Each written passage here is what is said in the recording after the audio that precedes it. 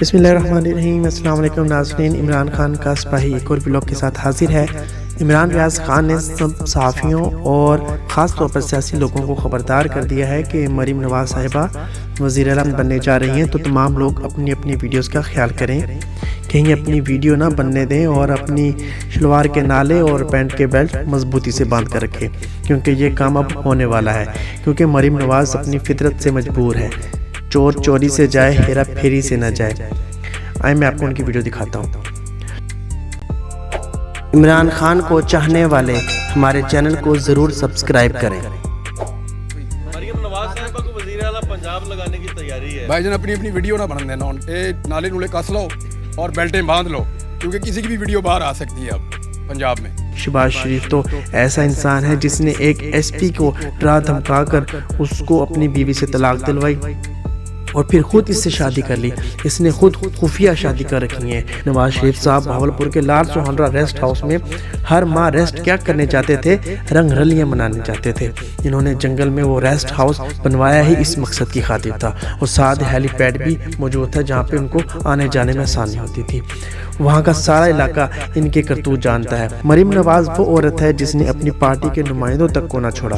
اس نے زبیر عمر کی ویڈیوز بنوائی اور پھر زبیر عمر سے اپنے مطالبات منوانے کی کوشش کی، لیکن جب زبیر عمر نے مریم کے مطالبات ماننے سے انکار کر دیا تو اس کی ویڈیوز کو لیک کر دیا، اور ساتھ فریدہ فاروقی کی ویڈیوز بھی لیک ہو گئیں۔ ایک عورت ہو کر اس طرح کی حرکتیں کرنا، مردوں کی ذاتی ویڈیوز بنوا کر لیک کرنا اور بلیک میل کرنا، کسی انتہائی گھٹیا عورت ہی کر سکتی ہے۔ نہ جانے اور کس کس کی اس نے ویڈیوز بنوا رکھی ہیں اور اپنی گیلری میں سیو کر رکھی ہیں۔ ویسے اس طرح کے کام اس کو شروع سے ہی آتے ہیں۔ لگتا ہے گراج کی ویڈیوز بھی اس نے بنوائی ہوگی، جو اس کا شوہر صفدر آج تک اس کی غلامی میں ہے، اور اس کی اپنی ویڈیوز کمپنی کے پاس موجود ہیں جو یہ کمپنی کے نقش قدم پر چل رہی ہے۔ اس جیسی جھوٹی اور مکار عورت آج تک نہیں دیکھی جو اپنے اثاثوں کے متعلق میڈیا پر جھوٹ بولتی رہی۔ ان کا سارا خاندان ہی ایسے گھٹیا کاموں میں ملوث رہا ہے۔ شہباز شریف تو ایسا انسان ہے جس نے ایک ایس پی کو ڈرا دھمکا کر اس کو اپنی بیوی سے طلاق دلوائی اور پھر خود اس سے شادی کر لی۔ اس نے خود خفیہ شادی کر رکھی ہے، اور حمزہ شہباز بھی باپ کے قدم پر قدم رکھ کے چل رہا ہے۔ نواز شریف صاحب بھاولپور کے لال سوہنرا ریسٹ ہاؤس میں ہر ماہ ریسٹ کیا کرنے جاتے تھے؟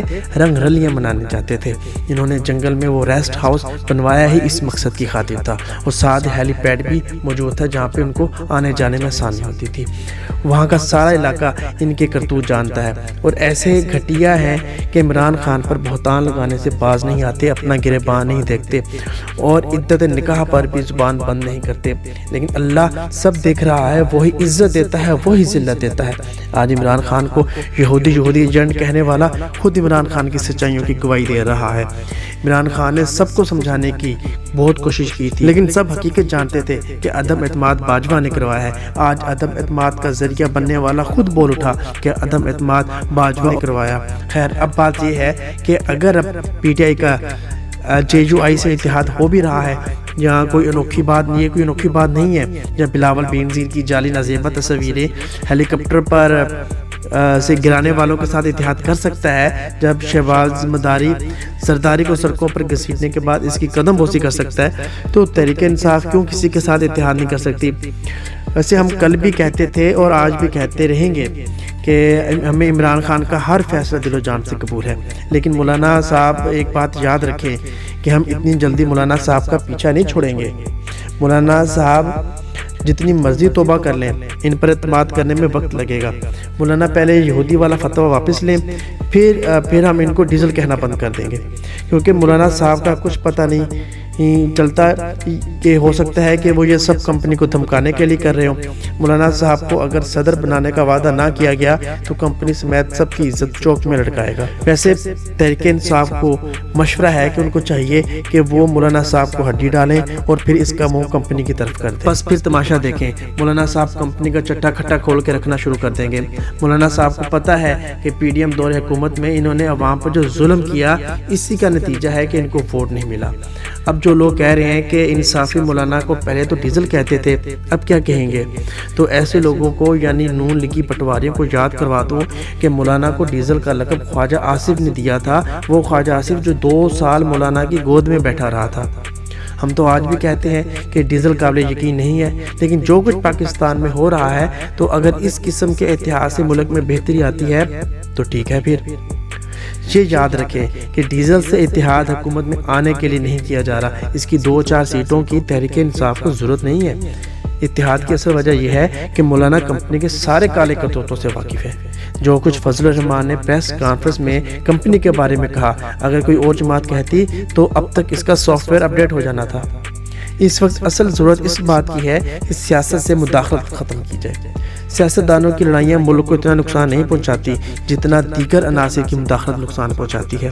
سیاستدانوں کی تو ساری سیاستی مخالفین کی تنقید پر ہوتی ہے، ایک دوسرے پر تنقید کرتے رہتے ہیں۔ ایک دوسرے پر تنقید کرنے سے معاملات خراب نہیں ہوتے، حالات تب خراب ہوتے ہیں جب ان کو ایک دوسرے کے خلاف اعلی کار بنایا جاتا ہے۔ اسی طرح اگر سیاستدانوں کو استعمال نہ کیا جاتا تو عمران خان کے خلاف عدم اعتماد کی تحریک کامیاب نہ ہوتی۔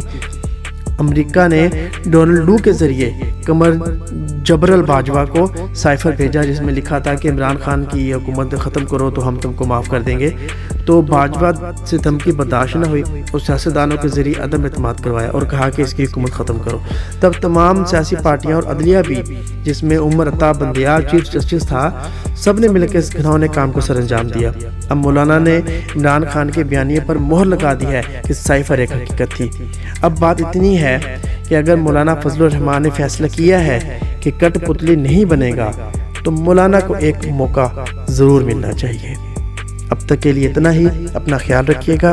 اللہ عمران خان کا حامی و ناصر ہو۔